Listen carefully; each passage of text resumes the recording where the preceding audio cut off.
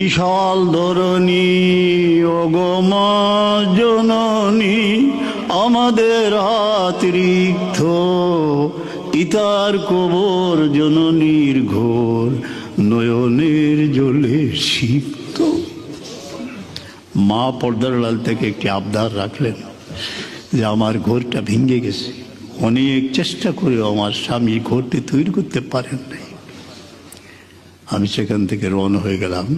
মনে পড়লো যে আদি বিন হাতিম রাদিয়াল্লাহু আনহুর ঘটনা। তার নিজের ইচ্ছা বর্ণনা করতেছেন, যখন তিনি রহমতুল্লাহের সামনে আসলেন, হাত ধরে হুজরার দিকে রওনা হলেন। পথিমধ্যে এক বিধবা এবং ছোট ছোট বাচ্চাদের নিয়ে রসুলের পাক সাল্লামের নিকট আবেদন করলেন। হুজুরে পাক সাল্লাম আদিকে এখানে দাঁড়িয়ে বললেন, তুমি এখানে দাঁড়াও। এই বিধবার সমস্ত হাজত পূরণ করে হুজুর পাক সাল্লাম তশরিফ আনলেন।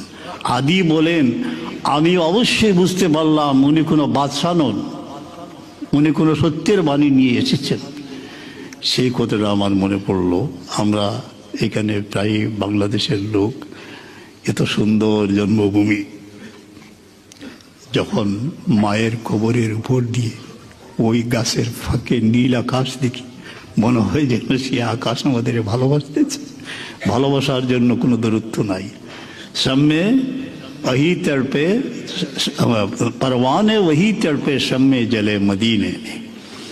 আমরা উম্মত যখন আপনারা দেশে যাবেন তখন কিছু বিচরণ করবেন, কুড়িয়ে নিয়ে আসবেন অনেক ট্রেজেডি। সেগুলো উপন্যাস আমাদের দেশ, কোথাও গিয়ে দেখবেন গৃহহীন মানুষ, কোথাও এইসব বাসায় ব্যক্ত করা আমার পক্ষে সম্ভবপর নয়। এখানে আমি শেষ করছি। আল্লাহ মফিল কবুল ফরমাক।